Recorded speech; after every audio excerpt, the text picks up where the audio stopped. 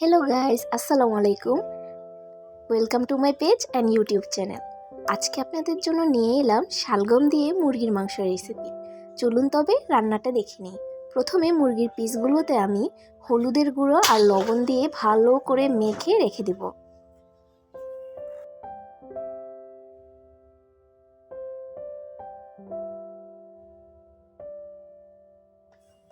এখন চুলায় একটি ফ্রাই প্যানে পরিমাণ মতো সয়াবিন তেল দিয়ে দিব। তেল গরম হয়ে আসলে এক এক করে চিকেনের টুকরোগুলো ছেড়ে দেব।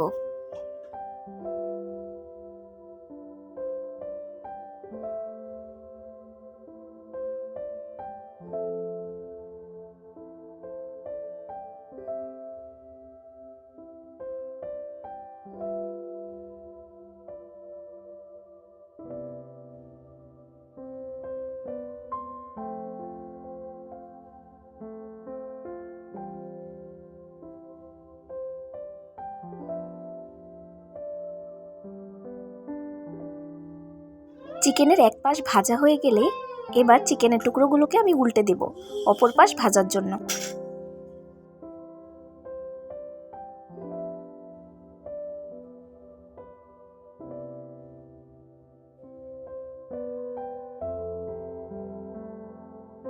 ভাজা হয়ে গেলে সবগুলো চিকেন একটি পাত্রে তুলে নেব।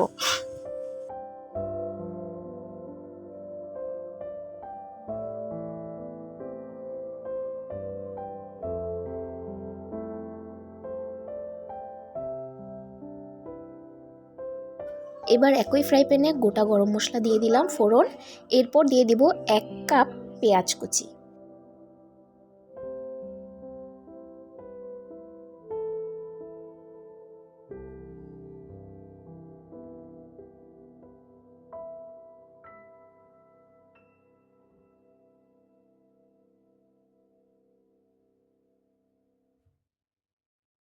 পেঁয়াজ কিছুটা ভাজা হয়ে গেলে এখানে দিয়ে দেব আদা রসুনের পেস্ট।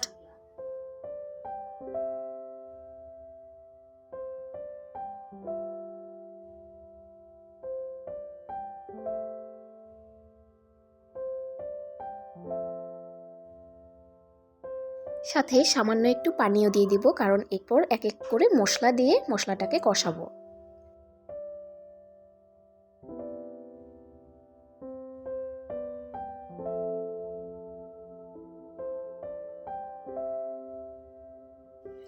এক চামচ ভরে হলুদের গুঁড়ো দিয়ে দিব।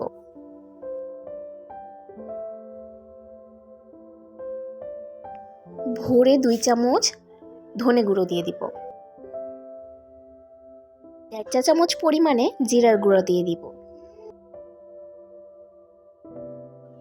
এরপর স্বাদ মতো কিছুটা লবণ দিয়ে দিব। এবার মশলাগুলোকে ভালো করে কষিয়ে নিব।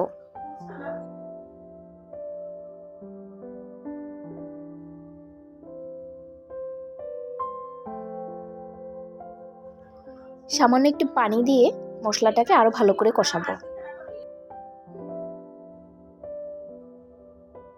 মশলা কষাতে কষাতে এখানে আমি আলু এবং শালগমকে ছিলে ধুয়ে টুকরো করে নিয়েছি।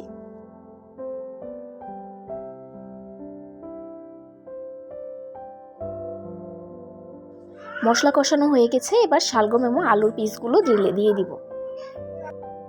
সামান্য একটু পানি দিয়ে ঢাকনা দিব এবং শালগমটাকে কষিয়ে 90% সিদ্ধ করে নেব।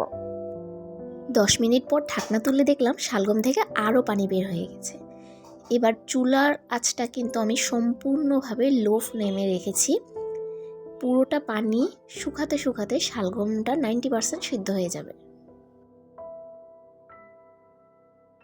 হাফ টিস্পুন পরিমাণে শুকনো মরিচের গুঁড়ো দিয়ে দিলাম।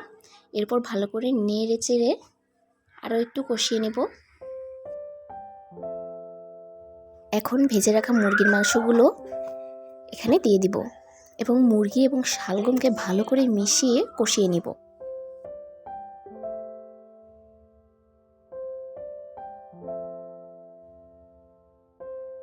এবার ঢেকে ভালো করে শালগম এবং মুরগির মাংস সিদ্ধ করে নিব।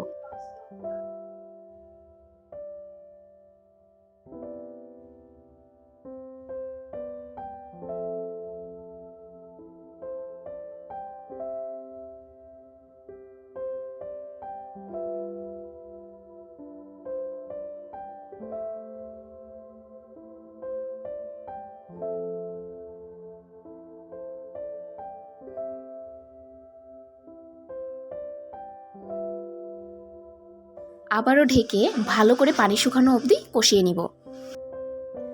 পানি শুকিয়ে এলে এবার রান্নার জন্য পানি দিয়ে দিব 3 কাপ পরিমাণে।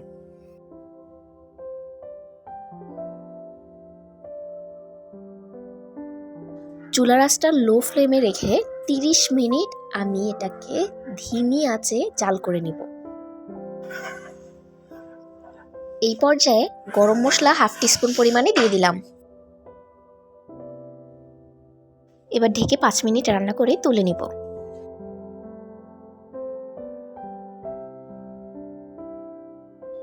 রান্না হয়ে গেলে একটি কড়াইয়ে সামান্যটা তেল দিয়ে পেঁয়াজ কুচি এবং কাঁচামরিচ কুচি দিয়ে ভালো করে ভেজে নেব।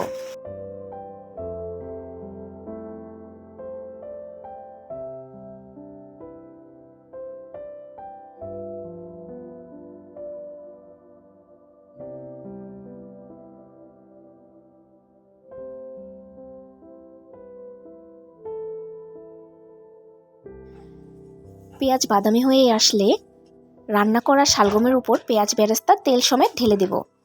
ব্যাস, রান্না শেষ। এবার পরিবেশন করব।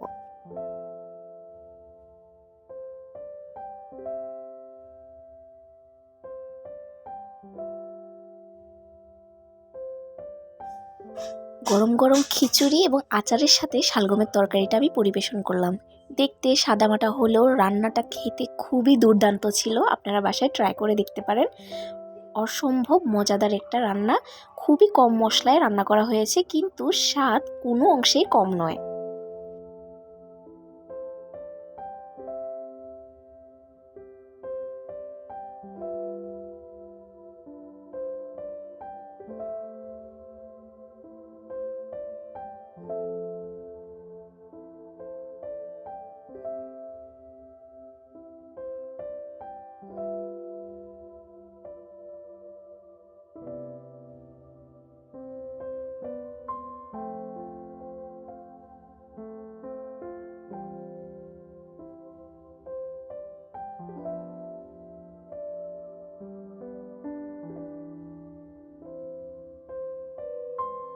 আমার রান্না যদি আপনাদের ভালো লেগে থাকে অবশ্যই আমার চ্যানেলটা সাবস্ক্রাইব করে রাখবেন এবং পাশে থাকা বেল আইকনটি ক্লিক করে দিবেন। ধন্যবাদ সবাইকে।